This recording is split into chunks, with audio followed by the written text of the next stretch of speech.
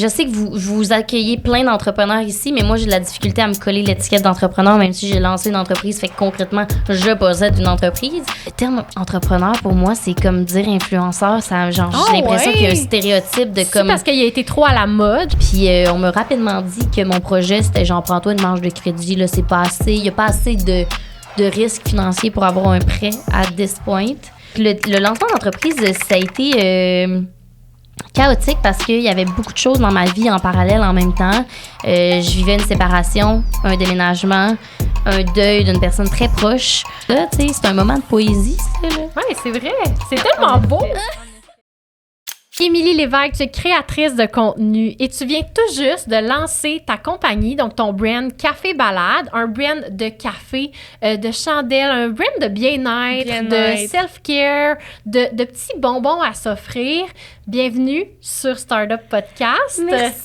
On se connaît très bien personnellement aussi, donc j'avais vraiment hâte qu'on jase ensemble avec Claude également de tout ce que tu as créé dans les derniers mois, mais aussi de ce que tu as fait avant parce que ton parcours, il est vraiment intéressant et pertinent. C'est trop gentil. Je suis tellement excitée d'être ici, les filles. Merci full d'invitation. Ben là, on est vraiment reconnaissante que tu nous donnes de ton temps. Puis ce qui est le fun, c'est qu'on a les produits devant nous. Fait que moi, je me dis qu'on peut commencer avec ça. Ouais.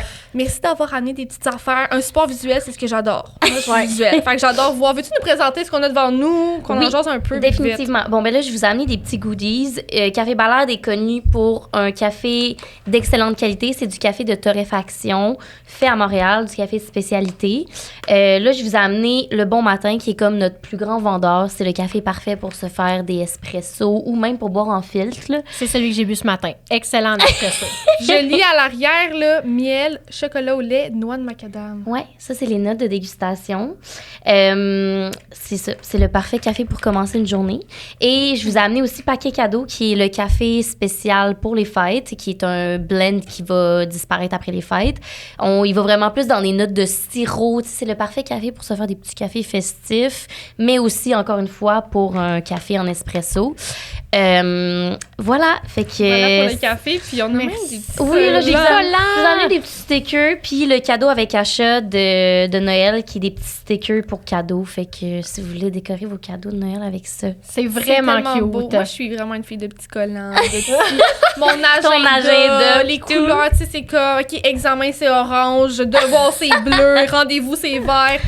J'adore m'organiser, puis des petits collants comme ça, je trippe. Puis en plus, tu vois, là c'est pas... ça n'a pas tant rapport, mais des petits collants comme ça, j'en avais plus. Fait bon, que tu vois, je t'ai réglé un besoin. Mon chum, il regardait en dessous du sapin hier, puis il était comme...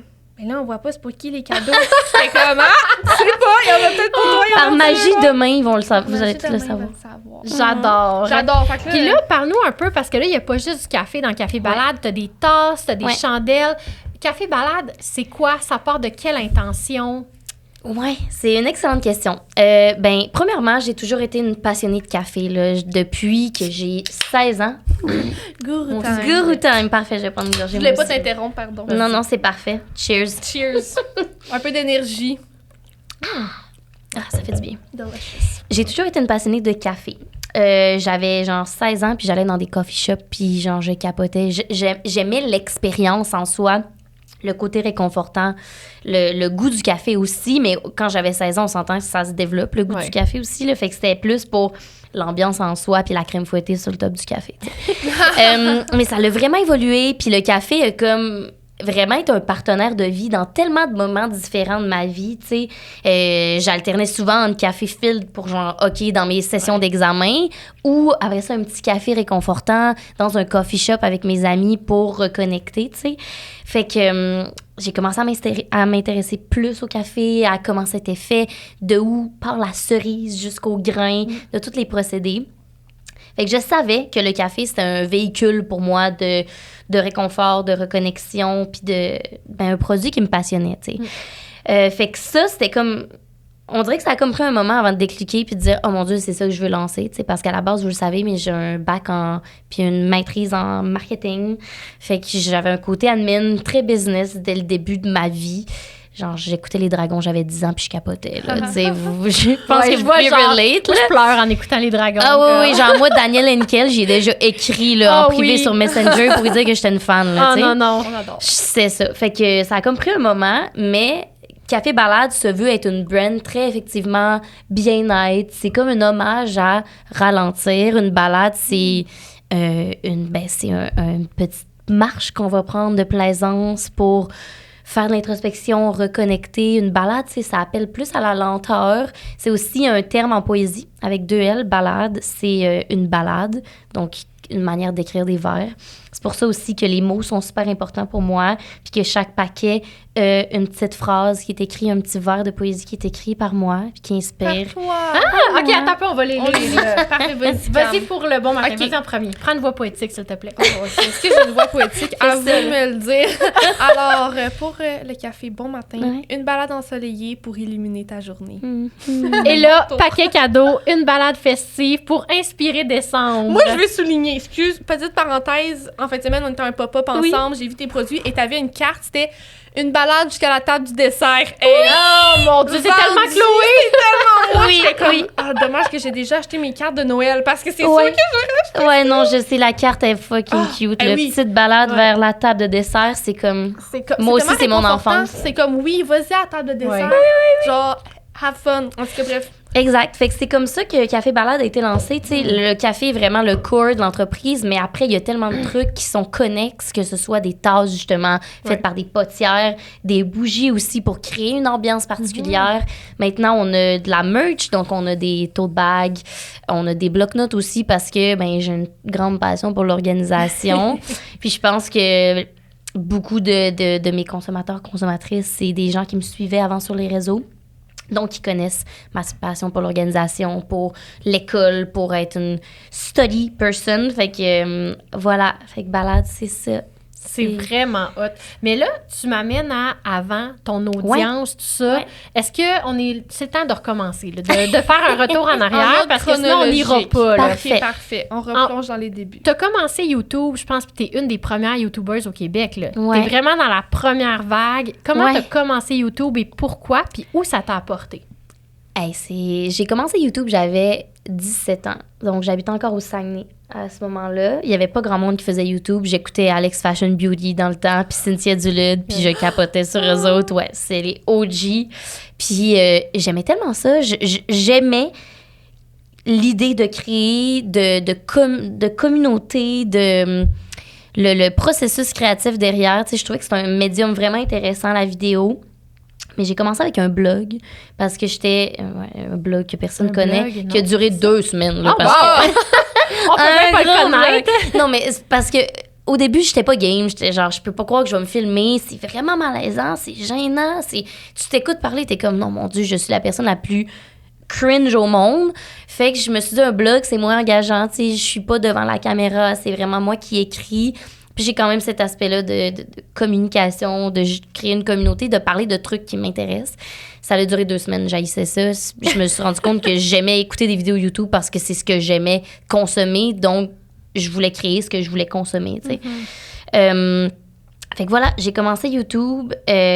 Au début, je faisais rire de moi énormément. Ah ouais? Ben oui, tu sais, je viens d'une petite région. Il n'y avait pas grand monde qui faisait ça. Je me rappelle, je commençais à sortir d'un bar à ce moment-là parce que j'avais 17-18 ans, tu sais. Puis comme, on me disait genre, tu vas-tu filmer ta soirée? Ou tu sais, c'était comme... Ça m'a pris beaucoup de colonnes vertébrales pour me dire genre, je continue, mon chemin, c'est ça. Puis finalement, ben, ça a fonctionné parce qu'après 1 an, j'ai fait un concours YouTube qui s'appelle la Vlog Academy. Là, ça fait vraiment longtemps. C'était une agence de représentation de créateurs de contenu, de représentation, en tout cas, de créateurs de contenu qui faisait ça dans le but de signer des nouveaux talents. Puis ça mettait quand même beaucoup de gens sur la map aussi parce que veux pas, ben moi je connaissais personne dans le milieu. Fait que ce concours-là est créé comme une genre de chaîne collaborative où on était 6 personnes sur la chaîne. C'est là aussi que je me suis fait mes premiers amis créateurs de contenu. Puis pendant 1 an, on faisait des vidéos sur cette chaîne-là qui n'existe plus maintenant, là, mais ça a aidé mon audience à... En fait, j'avais 100 abonnés avant de commencer ce concours-là. Quand j'ai gagné le concours avec 5 autres personnes, le lendemain, j'avais 1500 abonnés. Puis après ça, tu sais, on s'est comme partagé les abonnés aussi. L'exposure que ça m'a donné a fait que j'ai continué. J'étais plus portée à la Montréal aussi parce que c'était à Montréal. Fait que j'avais comme mon premier pied dans la porte, tu sais. Puis après, je pense que de fil en aiguille, avec la constance, puis avec beaucoup de passion, ça l'a augmenté. Mais tu sais, j'ai commencé l'université, j'avais même pas 10 000 abonnés, là. Je pense que l'université aussi a été quand même un moment charnière pour moi dans cette période de création-là parce que les gens relataient au contenu que je faisais, tu sais. Il y avait pas beaucoup de créateurs, créatrices de contenu qui parlaient de leur parcours universitaire à cette époque-là, tu sais. C'était soit tu vivais déjà de ça, puis t'étais super bien établi, ou ben tu t'essayais comme moi de percer, tu sais. Fait que moi, je pense que je suis arrivée à un bon moment, un bon entre-deux de les gens peuvent s'associer à moi, mais j'avais quand même une petite plateforme qui faisait que ça l'a comme pris son envol, tu sais. Très hot. Moi, j'ai 2 questions. Ouais. Premièrement, les gens qui riaient de toi, est-ce que c'était des gens que tu connaissais proches? Parce que, mais c'est important, on le dit souvent dans les épisodes, genre, ton entourage, des fois, peuvent te freiner puis pas se laisser atteindre par ça. Est-ce que c'était des gens proches de toi ou c'était vraiment des gens extérieurs que tu t'en foutais? Puis comment t'as fait? Parce que tu dis que tu voulais pas te filmer au début. C'est quoi qui a changé? Y a-tu eu un switch à un moment donné qui a fait que tu as été capable d'avoir cette confiance-là? Il y a pas eu un... Honnêtement... Mais les gens proches de moi ont vraiment été d'un excellent support. Je me rappelle que mon copain, à l'époque, j'avais pas de caméra, tu sais, puis lui, il prenait de la photo un peu par-ci, par-là, fait qu'il m'avait prêté sa caméra.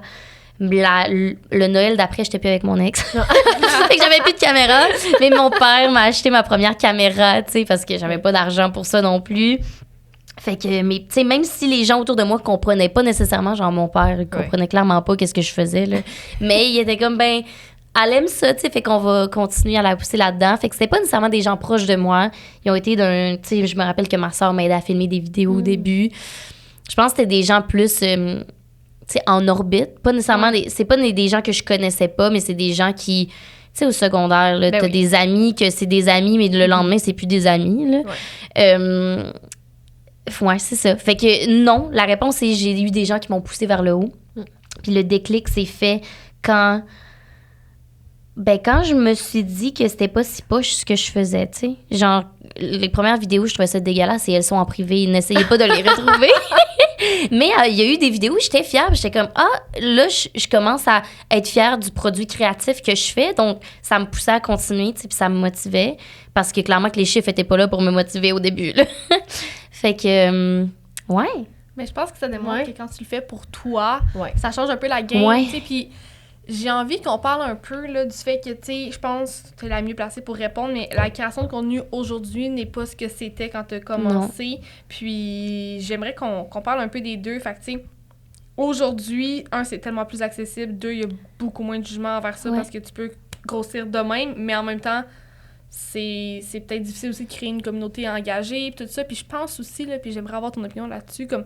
C'est beaucoup dans le superficiel, je trouve. Puis moi, j'ai comme un bittersweet feeling face à ça parce que, oui, j'aime ça le beau puis c'est inspirant, mais c'est tellement, justement, unrelatable. Puis comment toi, tu te sens là-dedans aujourd'hui, mettons? Ben, plusieurs pans à ta question. La première des choses, c'est qu'effectivement, je trouve qu'aujourd'hui, c'est vraiment plus accepté, ce qui est cool, tu sais, le métier de créateur de contenu. Pas mal tout le monde sait c'est quoi. Puis c'est pas... C'est plus tant... Il y a quand même des stéréotypes associés à, mais je pense que c'est plus facile aujourd'hui d'expliquer qu'est-ce que tu fais si tu es créateur de contenu. C'est plus facile et accessible aussi parce que la gang, on a des iPhone 13 qui filment comme si... Tu sais, t'as plus besoin d'une Canon à 2000 $ pour commencer une chaîne YouTube, là, tu sais. Fait que c'est cool pour ça parce que ça crée tellement d'opportunités. Puis ça permet à beaucoup de gens de s'exprimer puis d'avoir une diversité énorme de contenu. Après, c'est certain qu'on peut se perdre dans cette marée-là de contenu, tu sais, puis que là, il y a de plus en plus d'éducation à faire sur qu'est-ce que tu consommes comme contenu puis qu'est-ce qui te fait du bien versus qu'est-ce qui te fait pas du bien. C'est facile aussi de consommer du contenu puis de sauter à un contenu genre en 2 secondes. T'sais, on le voit avec TikTok, il y a personne qui suit sa page suivie. Vous regardez juste votre For You page puis vous réalisez même pas probablement. Puis je dis vous, mais moi aussi, vrai, là, moi, je fais ça. C'est rare que je vais du côté suivi là, de mon feed TikTok. Fait que c'est vraiment différent. C'est vraiment... Moi, en tant que personne qui fait ça à temps plein, c'est 2 dynamiques différentes. J'ai bâti une audience qui me suit depuis des années puis que j'essaye de fidéliser, puis ben c'est à eux que je parle au quotidien.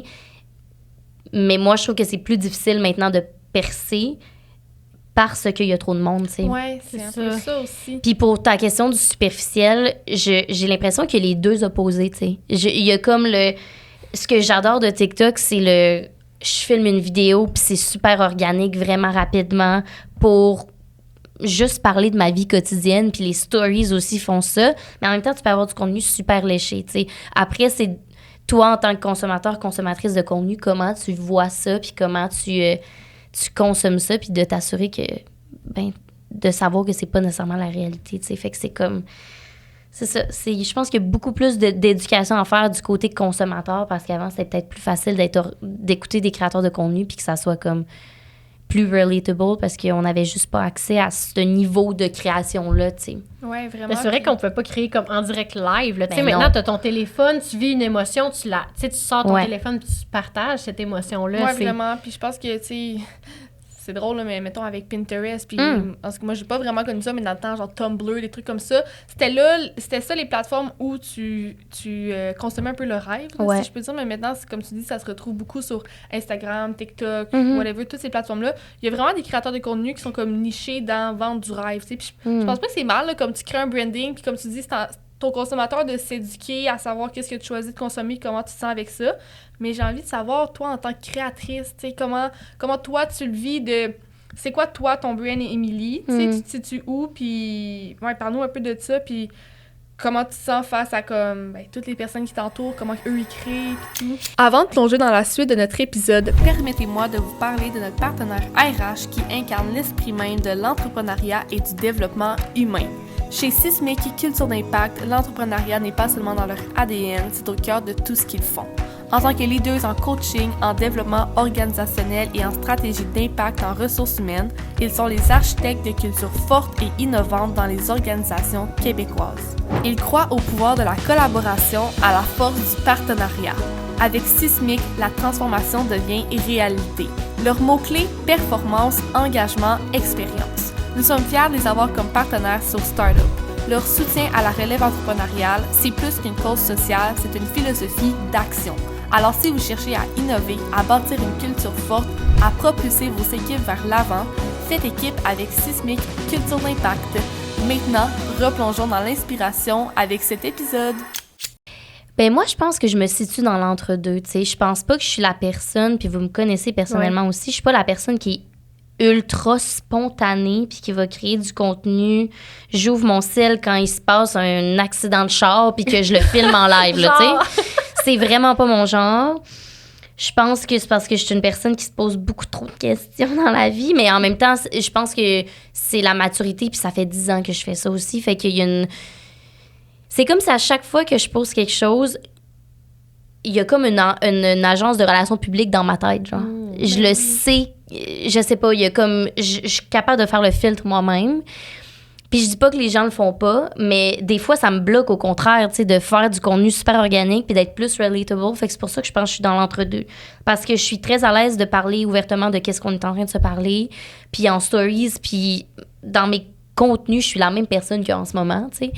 Ce qui est un peu ironique parce qu'on est dans une pièce de contenu en ce moment, on filme un podcast, là. Mais je suis la même personne, tu sais.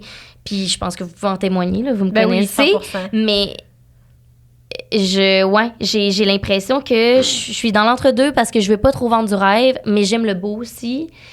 Puis je consomme autant que du vraiment super léché que du contenu super raw. Puis j'admire les deux volets, tu sais. J'admire les gens qui sont capables de prendre leur sel puis d'être comme... Hey, moi, je sais que là, me filmer en train de pleurer live, comme ça va vraiment aller connecter avec des gens. C'est pas tant mon vibe parce que je...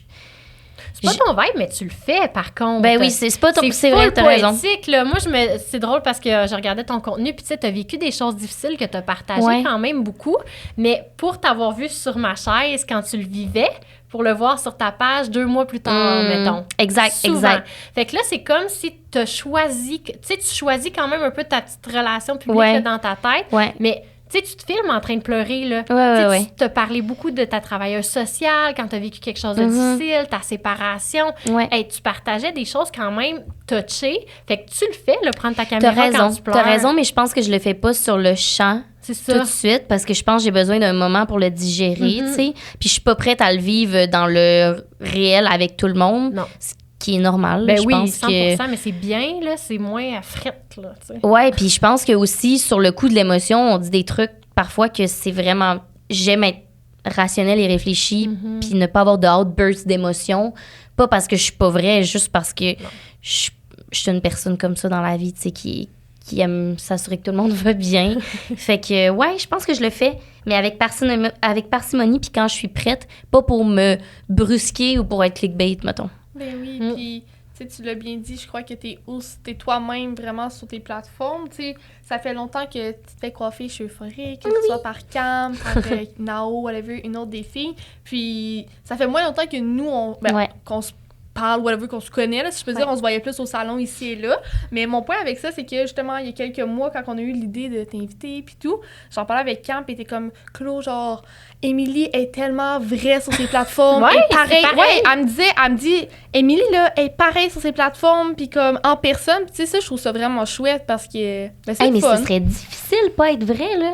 Ouais, mais 2 secondes, l'énergie que ça prend d'être une autre personne, genre. Oui, mais en même temps, genre, je suis vraiment d'accord avec ce que tu dis, puis t'es sûrement beaucoup mieux placée que nous pour le savoir. Aussi, mais moi, ça nous est tous sûrement arrivé, parce que ça m'est arrivé de rencontrer des créateurs de contenu qui sont différents en personne, puis je le respecte. Je pense que c'est correct parce que la création de contenu, c'est votre travail, puis il y en a qui se mettent dans un personnage, puis il y a une différence entre parler à ton téléphone puis ramasser dans une pièce. Peut-être que je fais... Tu sais, il y en a peut-être qui font de l'anxiété sociale, puis devant leur téléphone, ils sont full extrovertis, ils font des niaiseries, puis là, tes gens en personne, ils disent pas un mot, puis t'es comme... OK, mais je le respecte parce que... c'est vrai que je me rappelle quand je commençais à écouter des vidéos YouTube, il y avait plein de YouTubeuses américaines, tu sais, qui sont à un autre niveau de extra, on s'entend, là, qu'au final, tu les rencontres dans des événements... Ça m'est arrivé quelques fois d'en rencontrer dans des événements plus at large, là, puis qui sont super timides. Mais en même temps, c'est beau parce que tu te dis, mon Dieu, c'est un médium qui leur permet d'exprimer ça versus d'être timide. Exact. Fait que, mais non, je pense que j'ai trop de difficultés à pas être moi, je pense. C'est beau, dans le sens que c'est très beau. Justement, c'est le fun pour les gens qui te suivent, là, vraiment. Ouais. Puis là, on a parlé un peu justement, la création en ce moment. Mais là, je fais le contraire. On retourne dans la création avant un petit peu. Tu nous en as parlé de tes débuts. Mais tu sais, justement, genre, comment ça se passait, cette job-là, dans ce temps-là? Parce qu'on a reçu, il y a quelques mois, Noémie Lacerte, puis elle aussi, je pense qu'elle a été, tu sais, dans les premières YouTubeuses, puis...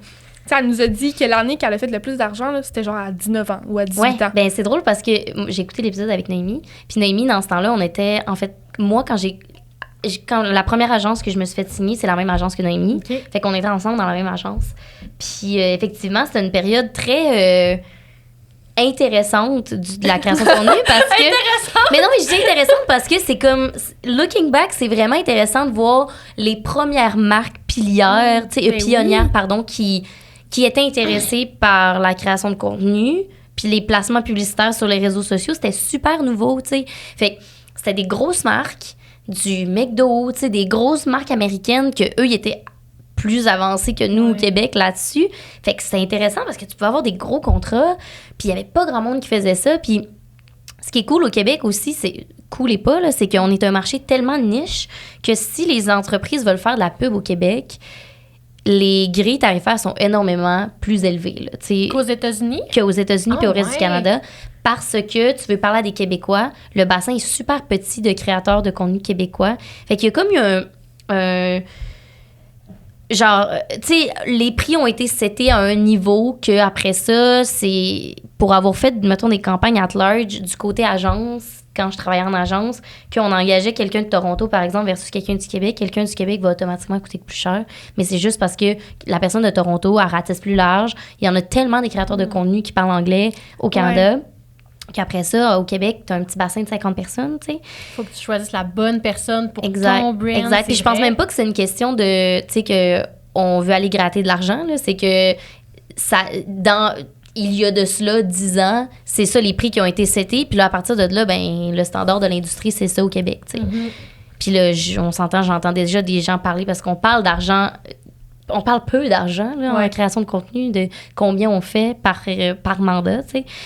J'entends déjà les gens penser que, comme je vous dis, plus, que c'est comme 10 fois plus. On n'est vraiment pas là, mais il y a quand même une différence marquée, là. Oui, vraiment. Puis, tu touches un point intéressant. Puis, tu sais, nos auditeurs, c'est beaucoup, justement, des gens en affaires, puis tout. Fait qu'on aime ça, des fois, parler de l'aspect financier de la chose, là, tu sais, puis voir un peu comment ça fonctionne. Fait on a des petites questions. Voilà, je sais même pas si j'ai bien répondu à ta question d'avant. Ben oui. Ben oui. OK. Ben oui, OK, vas-y, pitch tes questions. C'est parfait. Fait que tu peux t'abstenir de répondre si t'es pas à l'aise, mais justement, tu l'as soulevé là, vite, t'as travaillé toi-même en agence, on va en parler tantôt, mais tu sais, t'as fait des études, t'as beaucoup d'expérience dans le domaine du marketing, puis tout, tu sais ce que tu fais. Tu connais la pub. T'es-tu capable de nous parler un peu de, justement, c'est quoi, genre, les plus gros, mettons, mandats dont on a entendu parler au Québec, genre, ça va jusqu'à où? Parce que c'est tellement tabou, on dirait, on le sait pas. Ouais. Il y a tellement de composantes qui vont venir faire changer le tarif d'un mandat, tu sais. Est-ce que c'est un contrat annuel? Est-ce qu'il y a de l'exclusivité? Donc, par exemple, si je travaille avec une compagnie de boissons énergisantes, est-ce que je peux travailler avec un compétiteur dans la même année? Bien là, il y a des frais associés à ça qui sont des frais de perte d'opportunité, tu sais. Après ça, est-ce que je te vends mon contenu puis tu peux l'utiliser comme tu veux? Tu mettre un billboard dessus? Tu peux-tu faire de la pub télé? Donc, il y a des frais à l'image, tu sais, d'associés, qui sont les mêmes frais puis les mêmes tarifs qu'un membre de l'UDA va charger, là, dans le fond. C'est quoi l'UDA? L'Union des artistes. Ah. Fait que l'Union des artistes, c'est un comédien, tu sais, qui fait une pub télé, là, par exemple. Ben, il va être... Dans son contrat, c'est écrit combien de temps la pub va rouler, sur quelle plateforme, est-ce que je peux travailler avec des compétiteurs aussi, tu sais. Tout ça est régi et ça va impacter le tarif, tu sais. Fait que c'est la même chose. Après, tu sais, après ça aussi, c'est les plateformes des gens, tu sais. Est-ce que je te vends ma plateforme ou tu veux l'utiliser aussi au-delà de ma plateforme pour l'amplifier, par exemple? Fait que, comme je vous dis, là, il y a des frais d'utilisation de l'image parce que au-delà de ma plateforme de 50 000 abonnés, mais tu veux la propulser à genre 1 million de personnes, tu sais. Fait que tout ça va venir rentrer en ligne de compte.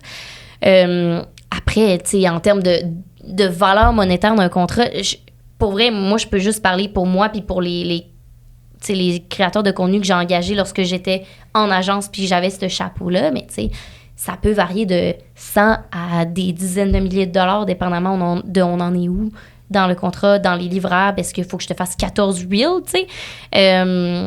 Ouais, c'est vraiment... C'est vague comme réponse, là. Mais c'est parce que c'est pas...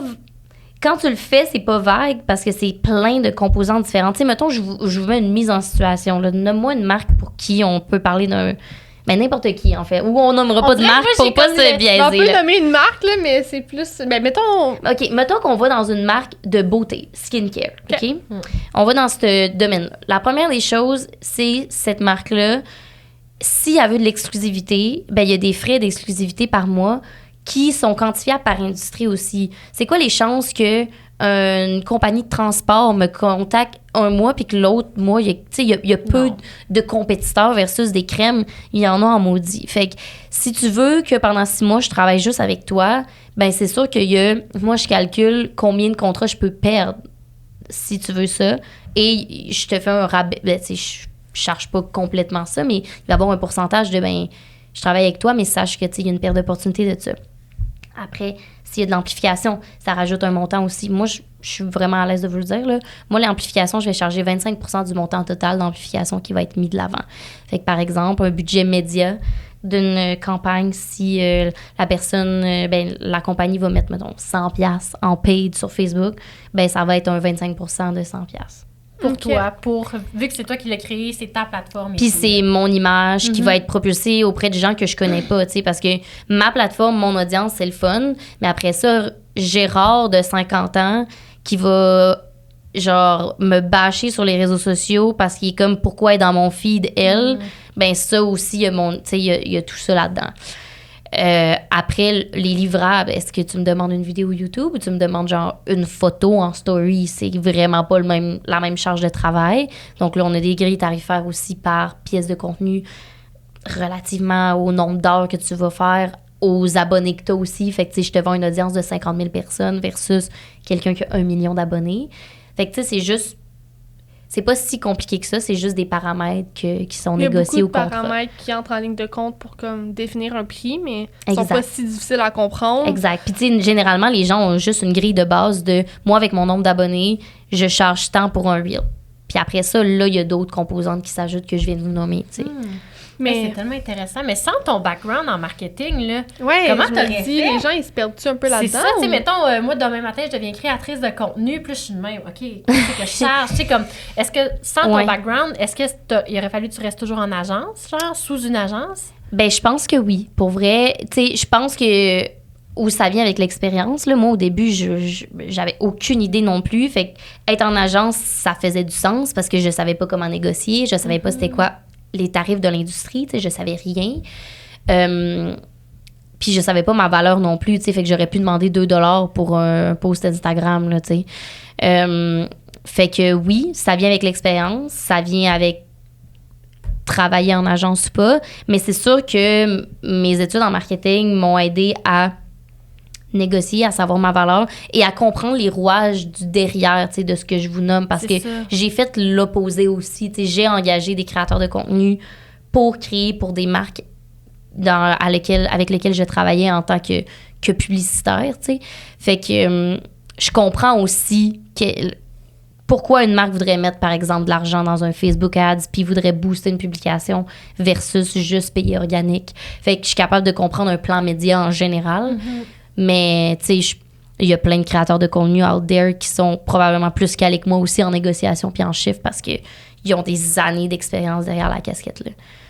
Mais non, mais c'est intéressant, puis ça me fait un peu penser à... Ben, c'est drôle, j'ai l'impression que vu que nous, on est à Sherbrooke, on dirait qu'on est loin de tout ça, là. Je sais pas si c'est moi qui ai ce feeling-là, mais mon point avec ça, c'est... genre de point. Comme moi, je me sens pas loin, je m'en vais. Instagram, même si je suis à Sherbrooke. Non, mais dans le sens qu'on baigne pas là-dedans comme... En tout cas, je sais pas où est-ce qu'on vit ou plus notre cercle d'amis, là. Mais le point avec ça, c'est que, tu sais, on a fait faire nos nouvelles photos de podcast avec Émilie. C'est là que je vais en venir. Puis comme... Nous, ça nous a... Genre, ça a été beaucoup plus dispendieux que tous les photographes avec qui on a travaillé à Sherbrooke. Ben oui. Il y avait des frais de, justement... c'est là que tu t'en vas. Les frais d'utilisation. Il y avait des frais d'utilisation, mettons, pour 1 an, pour 2 ans. Puis là, on était comme... Hein? Mais c'est normal. Ben oui, c'est normal, mais justement, c'est ça, je veux dire, j'ai l'impression que comme... Ben, c'est peut-être... En tout cas, je sais pas si c'est... Non, mais t'as raison dans ce que tu dis, tu sais, c'est on le voit pas, le behind the scene, mais c'est un standard pas juste en création de contenu, c'est un standard en publicité. En général. C'est la même affaire que tu travailles avec un photographe, c'est la même affaire que tu travailles avec, je sais pas, un vidéaste aussi pour une pub télé, là, genre que vous écoutez au bye-bye. Là.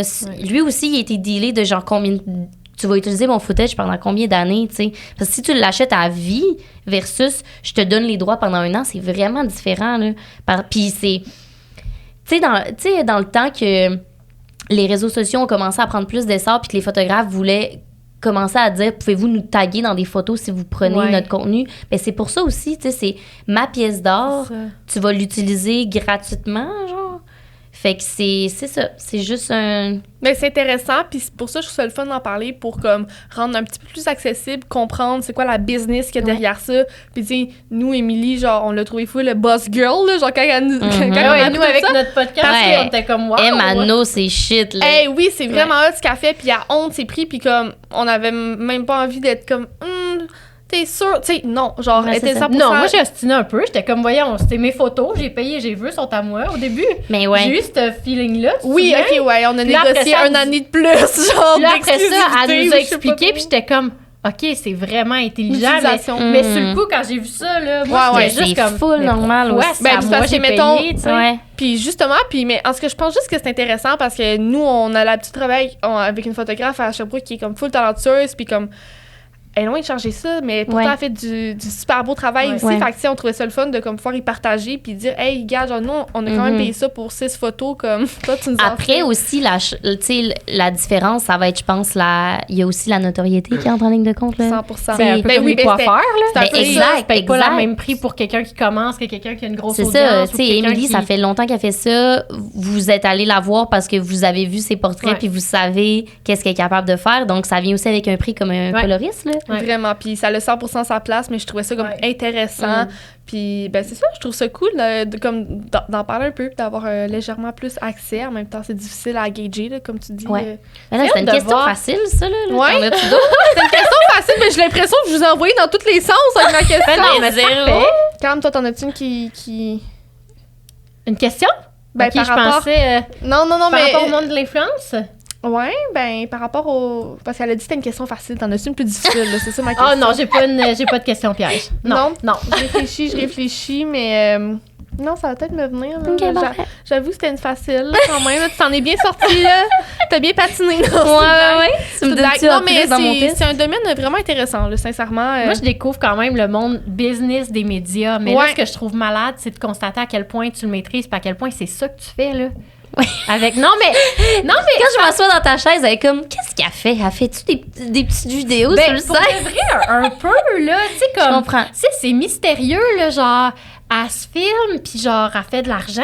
Comment? Parce que des abonnés... On a tous eu cette pensée-là, à un moment donné, de d'où elle sort l'argent, puis comment tu vis, puis c'est quoi ton quotidien, tu sais. Mettons, là, tu as travaillé en agence, puis tu as décidé à un moment donné de voler de tes propres ailes. Ton quotidien, avant Café Balade, mettons, puis après ça, on arrivera à Café Balade, mais c'était quoi ton quotidien juste de créatrice de contenu, mettons? C'est difficile à dire parce que j'ai jamais été vraiment juste créatrice de contenu parce que je m'invalidais full là-dedans, moi aussi. Tu sais, c'est ironique parce que je fais ça temps plein, mais moi aussi, je m'invalidais là-dedans puis j'avais les mêmes stéréotypes de genre, je peux pas juste faire ça parce que les gens vont penser que je fais rien, genre. Mais moi, je pensais pas que vous faisiez rien, mais je trouvais ça hot de voir qu'une vidéo peut rapporter autant, pour en vivre. Là. Ouais. Mais tu sais, encore une fois, autant... Toute chose relative, là, parce que le nombre de contenus gratuits que tu vas mettre pour cultiver ton audience versus le nombre de contenus payants, les créatrices de contenu là, travaillent excessivement fort pour les contrats qu'ils vont recevoir. Tu sais, mettons que tu as 20 contrats dans l'année, là, combien de posts Instagram tu vas avoir posté pour avoir 20 contrats dans l'année, puis combien ça va être dilué? Fait qu'au total, oui, un contrat peut sembler gros, mais t'en as 20 dans l'année, puis c'est 20 payes par semaine, tu sais. Ben, pas 20 payes par semaine, c'est 20 payes dans ton année. Fait que gère ton argent comme du monde, gère payer tes impôts, gère payer tes taxes si t'es enregistré aux taxes. Puis à travers tout ça, ben continue à créer gratuitement, tu sais. Oui. Fait que mon quotidien avant, c'est difficile à dire parce que j'ai été à l'université temps plein, puis je faisais de la création de contenu. Après, je suis allée en agence pendant 2 ans, puis je faisais de la création de contenu. Il y a comme eu un 6 mois, là, où genre, je faisais rien, mais j'étais un peu en... Ben, pas rien. Je faisais pas rien, mais je faisais juste ça. Ouais. Puis, c'était une période de ma vie vraiment... c'était la période travailleuse sociale, oui, là, genre, c'est ça. Grosse crise existentielle de qu'est-ce que je fais de ma vie, justement. Fait que c'était pas ma période la plus, genre, thriving sur les réseaux sociaux, mettons. Puis après ça, j'ai commencé la maîtrise. Fait que je faisais la maîtrise temps plein avec ça. Puis là, Balade est arrivée, tu sais. Fait que mon quotidien était toujours parsemé de projets. Tu sais, même encore à ce jour, je fais Balade.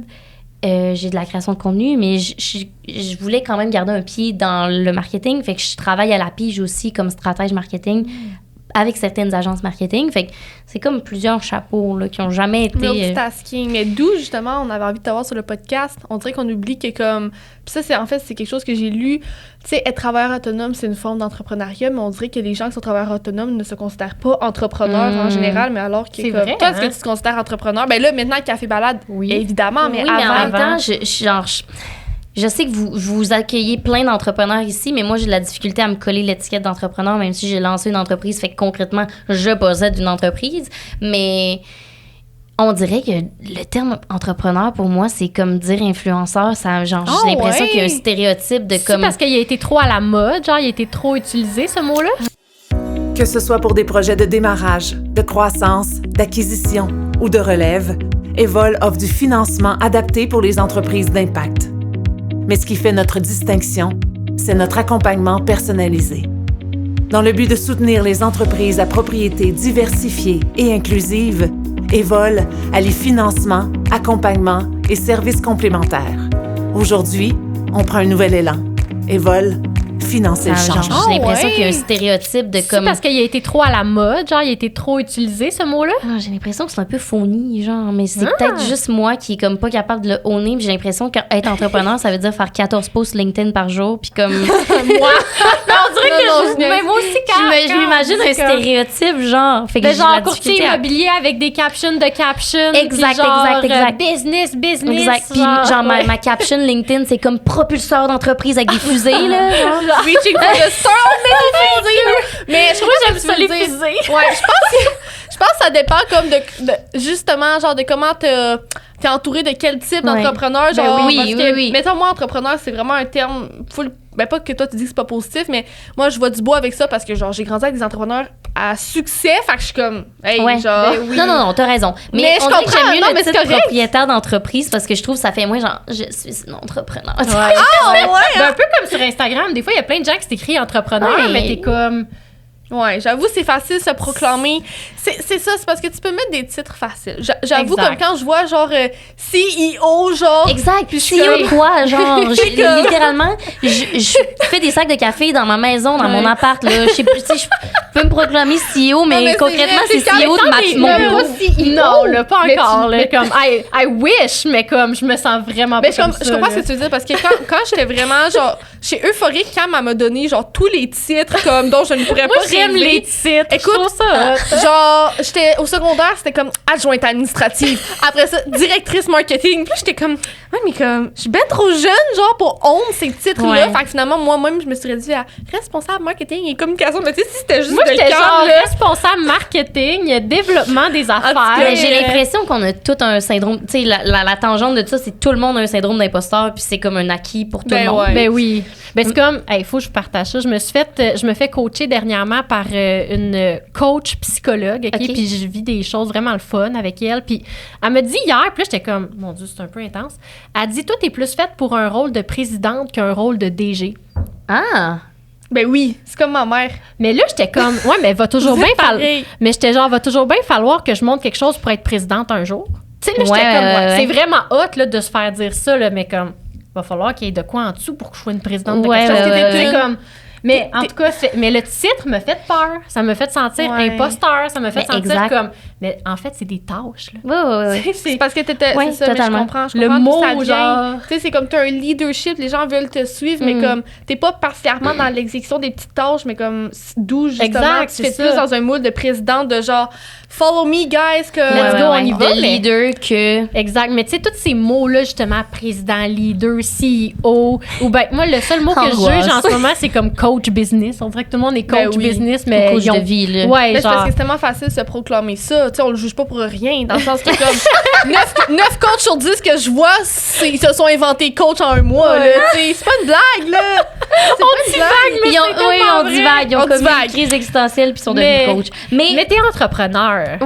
Oui. Propriétaire Oui, mais d'une entreprise. quand j'étais pas propriétaire de balade, je pense que je t'aurais effectivement dit que j'étais travailleur autonome. Tu sais, j'aurais pas dit que j'étais entrepreneur ou propriétaire d'entreprise, même si effectivement, en soi, moi, je vois mes réseaux sociaux comme un média, tu sais, puis que je cultive ce média-là, puis je vends des placements publicitaires pour ce média-là. tu sais. T'es-tu C'est hot. incorporé?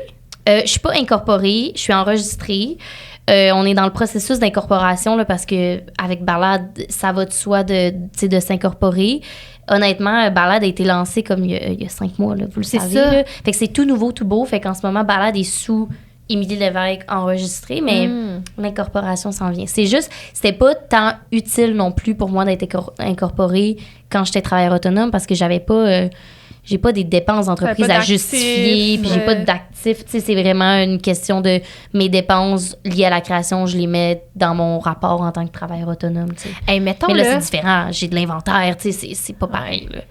mais tes dépenses de créatrice de contenu, mettons, est-ce que tes bijoux, ça pouvait être là-dedans? Qu'est-ce qu'il y a? C'était quoi la limite, genre, comme créateur de contenu? Parce que Ouais. Mais là, ça la prend des limite, belles- c'est la même limite que légalement pour toi. Ouais. là. Ouais, mais exact, c'est ça, exact. je me C'est les mêmes que pour Mais moi. tu sais, je te cacherai pas que la limite, elle a été floue longtemps, puis elle l'est Mais encore. c'est Mais sûr. c'est la même pour, effectivement, pour toi légalement. C'est ça. Tu sais, dans les dernières années, je pense que le travail, comme on en parlait tantôt, et de créatrice de contenu est devenu plus standard dans l'industrie. Puis je pense que Revenu Québec, comme ça m'est pas arrivé à moi, là, mais je connais des gens dans le milieu qui se sont fait investiguer par Revenu Québec, pas parce qu'ils faisaient pas leurs impôts rien, c'est juste parce que Revenu Québec était comme « Mais qu'est-ce que ce nouvel emploi qui est... » C'est genre 100 ans plus tard que tout le monde a déjà commencé à faire de l'argent avec ça. Fait qu'ils se sont posé la question, puis il y a plusieurs créateurs de contenu qui sont fait... Je veux pas dire investiguer, c'est quoi le terme? Qu'ils ont, ils ont fait un audit. Ils sont fait auditer sur leurs impôts pour vérifier, puis justement, qui étaient même impliqués avec Revenu Québec pour leur expliquer c'était quoi l'emploi, puis pourquoi ton épicerie, dans tel contexte, ça va être dans tes dépenses, parce que tu fais une chaîne foodie, fait que of course que ça va dans tes dépenses, tu sais. Ouais, c'est ça, exact. Mais je pense que la ligne est vraiment mince, puis c'est là aussi quasiment... Tu sais, justement, j'ai écouté quelques fois des épisodes de Pierre McSween là, qui parlait d'entrepreneurs, de créateurs de contenu puis tout, puis il nommait, il est genre, tu peux pas faire une collab qui fait construire ta maison, genre, c'est pas une dépense. Non. Mais il y en a qui font ça. Mais en même temps, tu sais, c'est ça. Une des choses que Revenu Québec a audité chez beaucoup de créatrices de contenu, c'est ça. C'est l'aspect des cadeaux. Parce que en entreprise, tu peux pas donner de pot de vin, tu sais. Non. Puis tu peux pas décider que tu donnes des billets pour aller voir Taylor Swift à quelqu'un. I wish. Puis aller voir Mariah Carey! Je m'en vais voir Mariah Carey ce soir. Oh, je suis tellement jalouse. Tu sais, tu peux pas donner ça en échange de c'est ta paye, mais c'est la même chose pour les créateurs de contenu, tu sais, parce qu'il y a eu beaucoup de, effectivement, je te donne des portes et fenêtres pour ta maison, mais faut les mettre sous le cadeau. Faut les monétiser puis voir la valeur monétaire associée à ça, tu sais.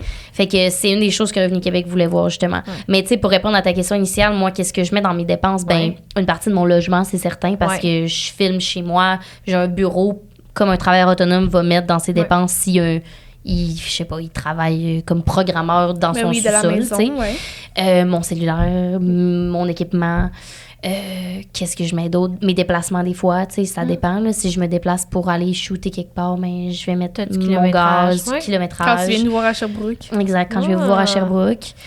Ben, les dépenses qu'un entrepreneur devrait les dépenses que vous pouvez imaginer en tant que n'importe qui travaille dans la maison. Exact. On dirait, je pensais juste à, tu sais, Annabelle qui fait Outfit of the Day. Elle a fait genre 365 outfits.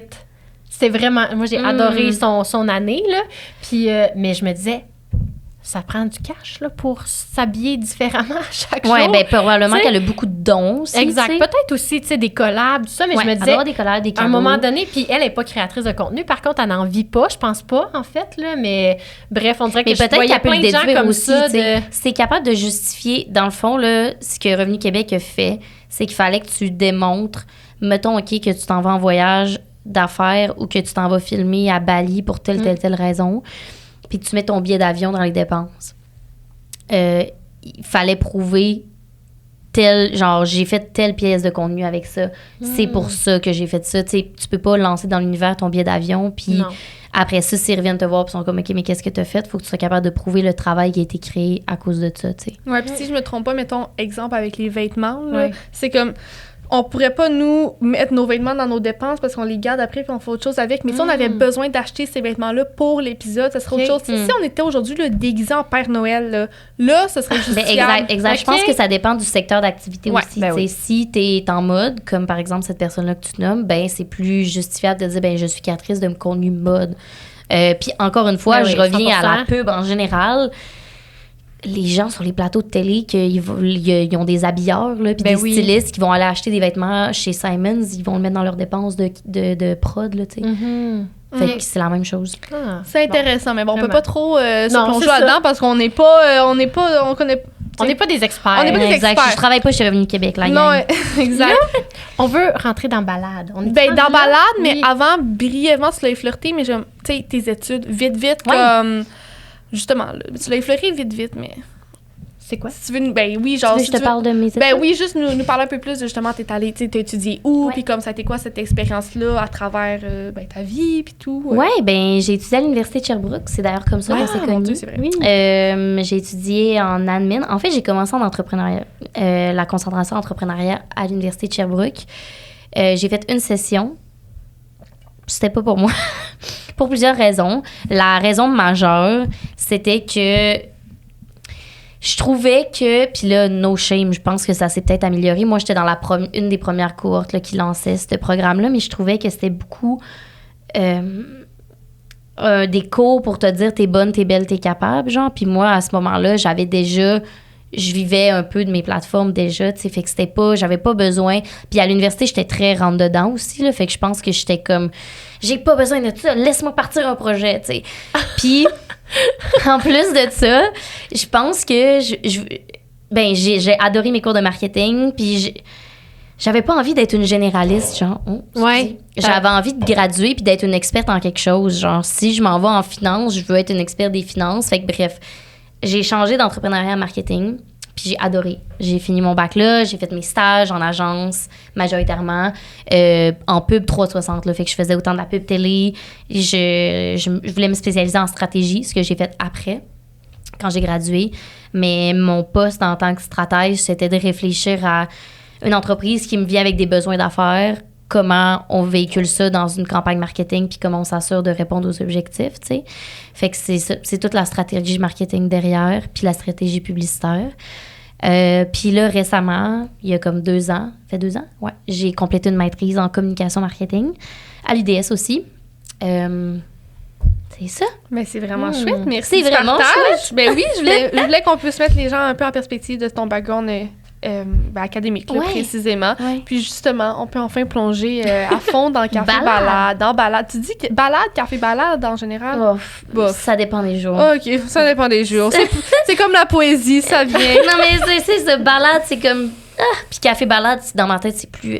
OK, ouais. Je sais pas, Balade, c'est comme son petit nom. Hein? Comme quand tu te fais appeler Émilie, là, ça veut dire que tu vas te faire chicaner par ton père. Quand t'es M, c'est comme... C'est comme, OK, c'est la balade, c'est la balade. Bon, ben, plongeons dans Balade. Tu nous as parlé un peu, là, dès le début de l'épisode, d'où est venue l'idée, ton amour pour le café. D'ailleurs, Cam et moi, genre, on aime beaucoup le café aussi. Ouais, on capote. Pour vrai, moi aussi, je suis vraiment une fan de café, puis ben, c'est ça, on adore le café. Et là, je veux savoir comment le lancement d'entreprise, ça s'est passé. Ça a été quoi le processus? Et ça a été chaotique. C'est le terme que j'utiliserais. En fait, Balade, ça fait vraiment longtemps que ça se trame. Là, ça fait... J'étais à la maîtrise, puis je savais que c'était ça que je voulais faire. Tous mes projets de maîtrise, je les faisais là-dessus. Fait que je travaillais un peu en parallèle quand ça pouvait se porter. Si tu veux situer les gens, ça fait combien de temps que... Oui, là, Balade est lancée depuis 5 mois. Ouais. Mettons 6 quand l'épisode va sortir. Ouais. Puis ta maîtrise, tu l'as terminée quand ou tu l'as amorcée quand? J'ai gradué de la maîtrise... On est en 2023. En août 2022. Balade a été lancée en juin 2023. Le 18 juin. Fait qu'une bonne année et demie, un bon 18 mois dans Balade. Un peu moins d'un an. Ouais, un peu moins d'un an. On voit ma force en maths. Vas-y, un peu moins d'un an. Une bonne année et demie. Ouais. Ben, en même temps, ma maîtrise a été 1 an. Fait que, mettons que j'ai pas travaillé temps partiel là-dessus pendant ma maîtrise, mais tu sais, quand ça se portait, je le faisais. Mais ça se tramait un peu. Ouais. Mais tu sais, l'idée était là, puis je savais qu'après ma maîtrise, c'est là-dedans que je m'embarquais et je t'en plein, là. Fait que le lancement d'entreprise, ça a été chaotique parce qu'il y avait beaucoup de choses dans ma vie en parallèle en même temps. Je vivais une séparation, un déménagement, un deuil d'une personne très proche. Puis Balade, c'était comme la chose qui me tenait en vie, honnêtement. Là, c'était pas planifié comme ça. Je voulais lancer Balade avant juin. Dans ma tête, ça lançait début printemps parce que qui lance une brand de café l'été, là, dans ma tête, c'est pas le prime time pour vendre du café. C'est vrai, mais j'avais trop d'orgueil pour pas lancer. Puis à ce moment-là, je me disais, c'est la seule chose sur laquelle l'énergie que je mets, ça me fait du bien, c'est mon échappatoire. Puis honnêtement, je me voyais pas me dire que la vie m'envoyait toutes cette merde-là pour que je lance pas. T'sais, j'étais comme s'il y a une chose qui va bien se passer puis qui va me sauver, c'est ça. T'sais. Fait que je vais lancer ça. Fait que ça a été chaotique. Ça n'a pas été un lancement comme je le voulais. Ça s'est super bien passé, mais dans mon univers de comme le lancement va tellement se passer bien, je vais être dans ma vie, là, tout va être bien, là, genre, je serai pas en train de pleurer dans mon sous-sol. C'est pas ça qui s'est passé. Mais ça a été vraiment un beau lancement. Puis on a commencé le soft aussi, là. J'avais aucune idée de comment ça allait fonctionner. Fait que j'avais des petites quantités. Je me suis fait ramasser. Le restock a été plus long que prévu parce que la gestion de l'inventaire, on va sûrement en parler plus, mais parce que, I guess, c'est des trucs que tu apprends en tant que propriétaire d'entreprise. Oui. C'est la gestion des stocks, puis comme de savoir aussi si les gens sont intéressés ou pas, là, what if que genre j'investis 50 000 en inventaire puis il y a personne. Fait que j'ai voulu commencer plus soft, aussi parce que c'était mes épargnes personnelles, tu sais. Puis finalement, j'ai été un peu victime de mon succès, ce qui était cool, mais après ça l'a créé un mois et demi de je suis stressée parce que là, j'ai plus de stock, puis comme ça va pas comme je veux, puis il faut que tu changes de fournisseur parce que ça va pas assez vite à ton goût. Fait que c'est ça a été ça le lancement de Balade. Sûrement que tu as la même question, Claude. Non, vas-y. Mais est-ce que tu es à l'aise de nous dire ça a été combien que tu as mis au départ, genre ta mise de fonds pour Balade? Ouais. Honnêtement, j'ai été vraiment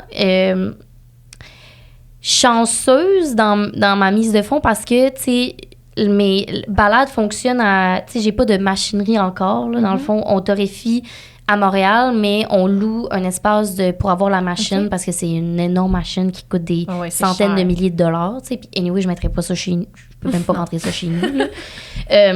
Fait que, tu sais, c'était pas si pire que ça parce qu'on louait à l'heure. Puis, le torréfacteur avec qui je travaille, tu sais, on torréfie à chaque semaine. Fait que j'avais pas à, genre, prendre OK, je vais te prendre 100 kilos tout de suite de café. Fait que je vous dirais que j'ai peut-être mis un 15-20 000 au départ, que ce soit pour le site web, pour la création du branding avec les graphistes, pour le stock, tout le stock que vous pouvez imaginer, là, fait que les tasses, le café, les sacs, l'impression, tout ça. Ça a été pas mal, c'est la mise de fonds. Ça fait du sens. Depuis, est-ce que justement, comme tes prochains steps s'autofinancent ou tu penses éventuellement aller chercher un prêt? C'est flou encore pour moi, là, je vous dirais, parce que là, après ça, j'ai lancé une collection au début de l'automne. Là, j'ai lancé la collection d'hiver. Je vous cacherai pas que j'envisage en 2024 aller chercher peut-être un prêt. Quand j'ai commencé Balade, j'étais avec PME Montréal, donc je voulais avoir des coachs, tu sais, puis je me posais des questions. Puis on m'a rapidement dit que mon projet, c'était genre, prends-toi une marge de crédit, là, c'est pas assez, il y a pas assez de risques financiers pour avoir un prêt à this point. Ce qui m'a surprise aussi, mais j'étais comme, bon, mais je vais me prendre une marge de crédit, I guess. Fait que c'est ce que j'ai fait. Fait qu'en ce moment, effectivement, là, tout l'argent que je fais est réinjecté pour les prochaines collections, avec un peu de perte parce qu'il y a toujours un peu trop d'inventaire ou tu travailles plus sur le marketing de chaque collection.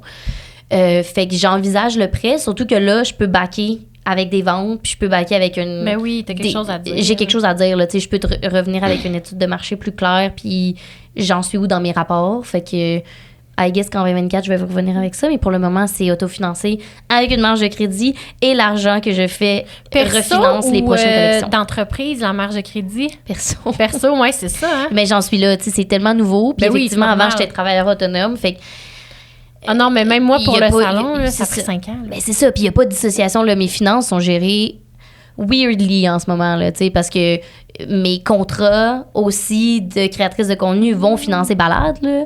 Tu sais, mettons, la collection du temps des fêtes, je front l'inventaire, mais après, il faut que je paye cet inventaire-là, fait que souvent, je vais faire mes contrats, puis là, je vais calculer OK, ben là, ça va être pour payer mon loyer puis mon épicerie, puis le reste, je le mets dans Balade, mais tu sais, c'est pas logique, là. C'est 2 entreprises qui devraient être gérées distinctement, mais je suis pas là encore, tu sais.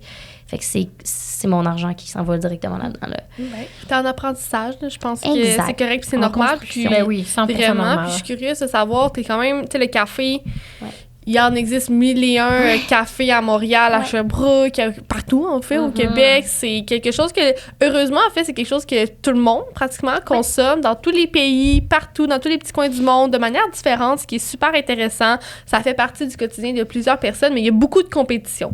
Comment toi, tu te retrouves là-dedans? Est-ce que c'est mieux ou pire, entre guillemets, que tu t'attendais à ce défi-là?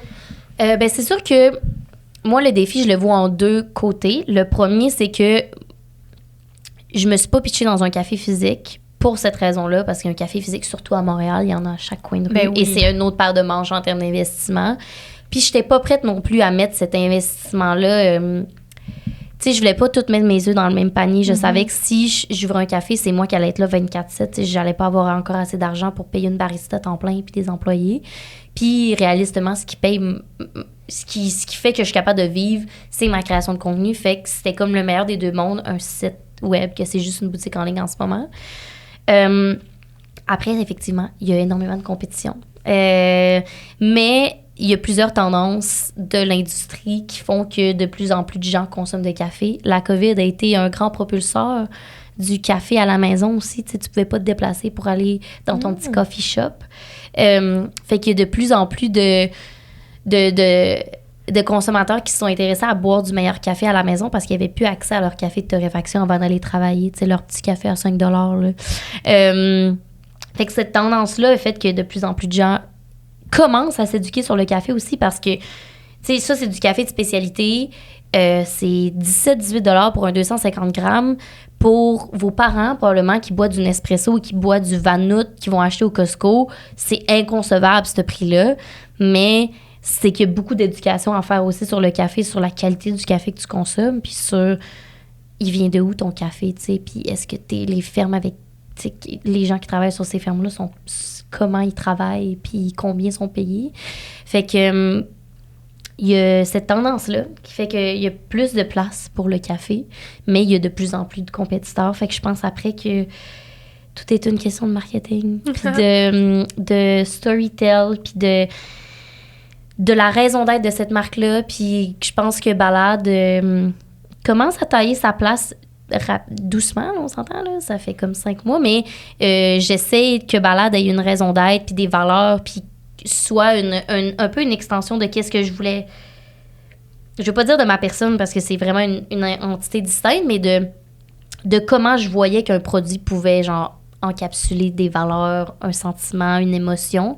Fait que je pense que toute bonne marque, un bon storytell et peut vendre même s'il y a 100 000 compétiteurs. Mais après, peut-être que vous allez voir un entrepreneur la semaine prochaine qui va vous dire que ça fait aucun sens, qu'est-ce que je dis. Là. Mais moi, je pense que ça fait du sens. Puis j'ai écouté un podcast récemment qui parlait du storytelling, justement, puis il disait que tu sais, mettons, là, les gens dans une conférence, là, qui écoutent, puis mettons, il y a un conférencier qui va donner des faits, qui va donner des affaires. Les neurones des gens, là, tu sais, comme ils ont vraiment mis des conférenciers, ils ont mis des capteurs, je sais pas trop comment ça a été fait. Puis quand quelqu'un se mettait à raconter une histoire, peu importe l'histoire, aussitôt qu'il y avait du storytelling, je pense qu'il y avait comme 3 fois plus de neurones activés dans le cerveau de l'audience. Mais ce qui fait du sens, tu sais. C'est fou. C'est vraiment... Quand on pense à genre la rétention qu'on a pour un film, pour n'importe quoi qu'on va consommer, tu sais, OK, à part si t'es vraiment passionné de la Deuxième Guerre mondiale puis t'écoutes un documentaire là-dessus, tu vas définitivement probablement te rappeler plus de l'histoire si tu te l'es fait raconter en mode histoire. Ben oui. En tout cas, fait que... Puis effectivement, c'est aussi un très grand terme en marketing, là, d'avoir une marque forte qui a une personnalité, qui a une tonalité propre à elle, qui s'adresse aux gens directement puis qui est capable de raconter son histoire, tu sais. Puis là, c'est drôle qu'on dit « il » comme si c'était une personne, mais c'est un peu ça qu'on essaye de faire avec les marques en agence. Là. Vraiment, je suis tellement d'accord. Puis comme tu dis, peu importe que ce soit dans le café ou dans un autre domaine, il y a bien beau avoir 100 000 compétiteurs, à un moment donné, il y en a qui vont se démarquer, puis ça, c'est vraiment par rapport à l'émotion que tu fais vivre à ton consommateur. Tu sais, tantôt, en voiture, on parlait de Aesop, là. Oui, oh mon Dieu. Tu rentres là-bas. Je viens de découvrir. Tu rentres là-bas, puis ils te lavent les mains, ils t'ouvrent la porte, ils mettent du vaporisateur dans ton sac d'achat. Tu sais, ils te font tout essayer. C'est comme tu ressors de là, puis c'est une expérience que tu as vécue. Fait que ça, c'est vraiment précieux. Puis, tu sais, j'avais envie de le dire dès le début de l'épisode, mais je vais le dire pour conclure, là. Moi, je trouve vraiment que tout ce que tu as nommé, c'est aligné avec ce que nous, on voit de Café Balade, sincèrement. Merci. Parce que tout d'abord, moi, en comme voyant les produits en personne, tout ça, pas juste aujourd'hui, là, à d'autres moments, j'ai trouvé que tout était vraiment génial. Genre, les chandelles, ils sentent toutes bonnes, les produits ont tous la bonne. J'ai pas eu la chance de goûter tous les cafés, mais tu sais, pour ce que j'ai goûté, j'ai adoré. Mais même là, de t'avoir devant moi, en train de raconter vraiment c'est quoi pour toi Café Balade, tout est aligné. C'est exactement... Vraiment. C'est comme les émotions que tu as envie que les gens vivent en pensant à ton café ou en le consommant, ou whatever, c'est ça qu'on vit, sincèrement. Oui, vraiment. Mais c'est tellement un beau compliment, ce que tu me fais. Tu sais, je suis consciente aussi que le café, c'est un produit quand même intime pour les gens. Tu sais, ça fait partie du quotidien. C'est probablement la première chose que vous allez faire dans votre journée. Ben, c'est vrai. C'est comme un honneur pour moi que de voir les gens consommer ça. Je le réalise comme pas encore qu'il y a des gens que je fais partie de leur quotidien maintenant avec ça. Tu sais.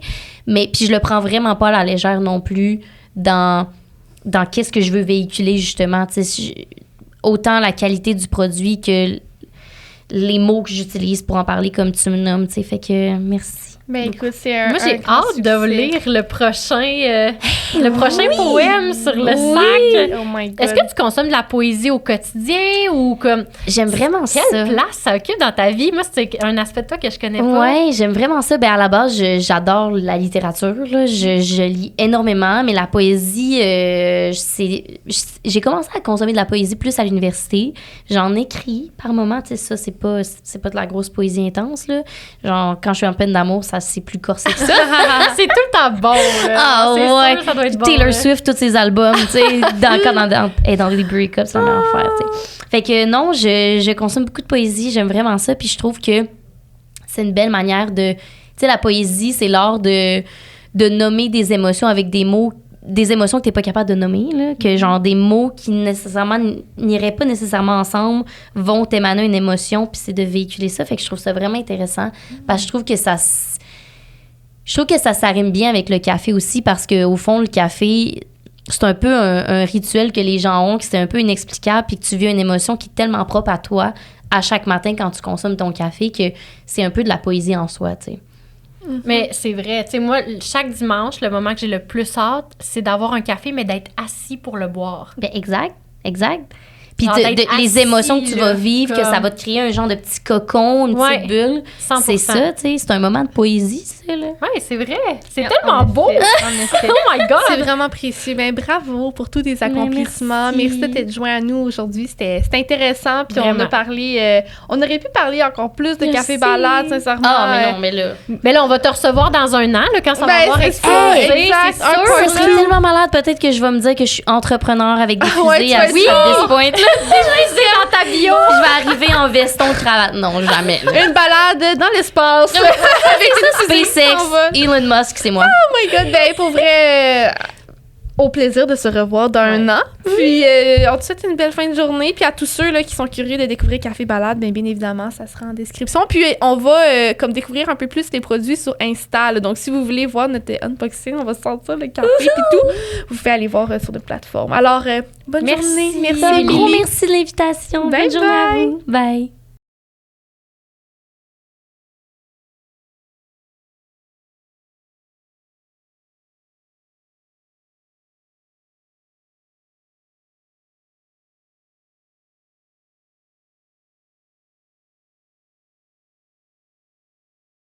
Cette saison de Startup est propulsée par Sismic Culture d'Impact.